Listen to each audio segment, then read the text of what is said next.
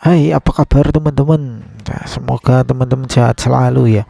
Kali ini kita akan melihat proses pembuatan kue taiyaki ya dari Jepang.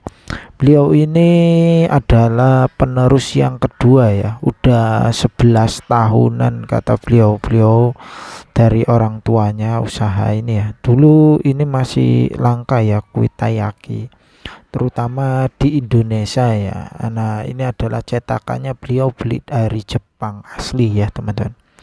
Dimana omsetnya bisa mencapai perharinya 7 juta rupiah, teman-teman. Lumayan besar ya, teman-teman. Jangan di skip ya, teman-teman. Dan buat pendatang baru, jangan lupa ditekan tombol subscribe-nya supaya Mimin selalu semangat membagikan ide usaha ataupun tips-tips usaha untuk teman-teman ya. Oke, kita lanjut ya. Di sini ini ada 4 atau 6 kompor ya, 6 cetakan ya. Nah, beliau bilang itu jadi pembakarannya itu ada 4. Nah, ini adalah proses yang paling penting, teman-teman. Yang paling penting itu adalah pengapiannya kata beliau, di mana pengapian ini nggak bisa terlalu besar dan tidak bisa juga terlalu kecil. Nanti takutnya itu tidak matang ya. Ini adalah adonannya. Adonannya terbuat dari apa kata beliau? Terbuat dari tepung terigu ya. Nah, seperti ini teman-teman. Ini berbentuk rata-rata itu terbuat bentuknya itu seperti ikan ya, karena ini adalah proses tradisi dari ikan tai ya. Nah, makanya disebut dengan kue taiyaki dari Jepang. Beliau itu katanya orang tuanya pertama kali membuat, kata orang tuanya ini terinspirasi dari ikan tai yang di Jepang, yang ada acaranya itu setiap 1 tahun sekali, maka orang Jepang itu memakan ikan tai ya lah. Jadi ini toppingnya ada keju, ada coklat, ada juga eh, kacang merah ya teman-teman. Dan ini pemberiannya itu sebelah saja ya, satu sisi saja kata beliau itu, supaya nggak lumer ataupun nggak terlalu enak kayaknya. Jadi ini dijual tergantung permintaan toppingnya ya. Nah, ada yang mau minta kacang merah, ada yang mau minta coklat, ataupun minta keju ya. Jadi ini kacangnya ataupun coklatnya beliau beli ya, beli sudah jadi, nggak bikin sendiri. Tapi kalau adonannya beliau bikin sendiri katanya. Yang terpenting adalah sausnya katanya. Nanti di akhir video kita cek sausnya ya. Nah, pembakaran ini, pemasakan ini ya teman-teman, butuh waktu kurang lebih itu 4 menitan, nggak lama, cuma 4 menitan. Dengan api yang beliau bilang tadi, nggak terlalu besar dan tidak terlalu kecil, supaya matangnya itu merata teman-teman. Karena ini kan dari tepung ya, kalau matangnya nggak merata nanti bisa jendel-jendel gimana, atau bantat ya, nggak mengembang ataupun nggak pulen. Teman-teman bisa lihat ya, di sini pembelinya rame banget ya, karena udah memiliki langganan. Beliau kalau ditanya bukanya hari apa, beliau buka hanya hari Minggu doang ya, hari Ahad doang. Ya di pekan raya ini, tapi boleh dibilang itu rame banget. Dulu ada cabang ya di sana, cuman nggak dilanjutkan, hanya di sini saja ya teman-teman. Dan ini cara pembukaannya atau pengambilannya supaya nggak apa namanya, nggak jatuh teman-teman. Nah, ini tadinya seperti ini, cantik ya bentuknya, bentuk ikan, dan cukup besar teman-teman. Jadi ini dijual 13.000 rupiah teman-teman.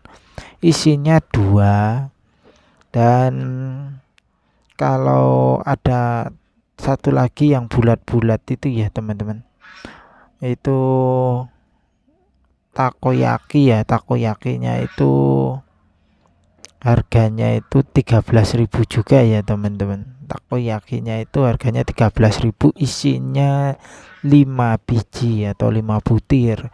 Di sini kita akan lihat ya proses pembuatan takoyakinya, dimana ini adalah prosesnya tadi itu pembuatan dari ikan ya. Kalau takoyakinya ini dia bulat-bulat seperti telur teman-teman.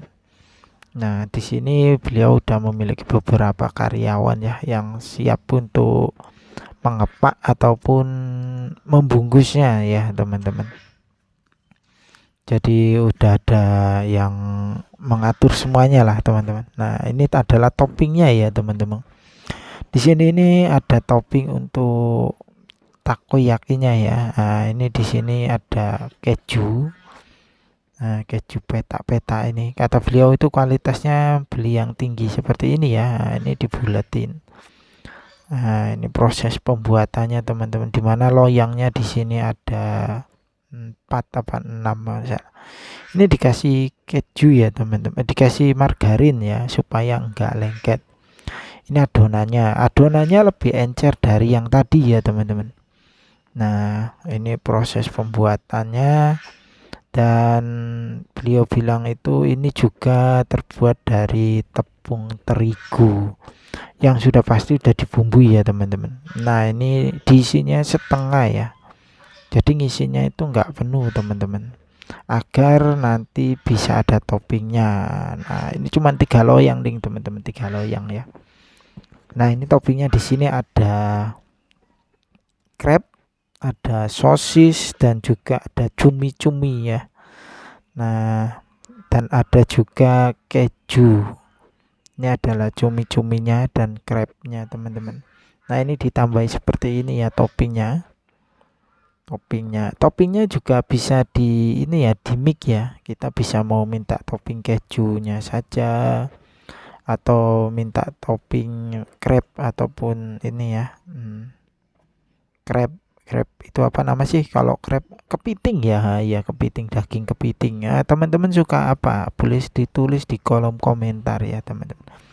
Ini setelah diisi toppingnya, habis itu kita siram kembali ya teman-teman agar menutupi, dan ini harus meluber ya teman-teman, karena takutnya nanti kita akan buat bulat, nanti takutnya tidak bulat sempurna, jadi sampai meluber seperti ini teman-teman.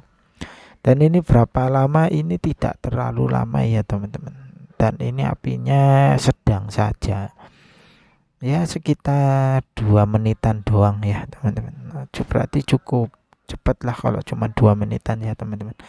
Nah, ini adalah proses pembulatannya.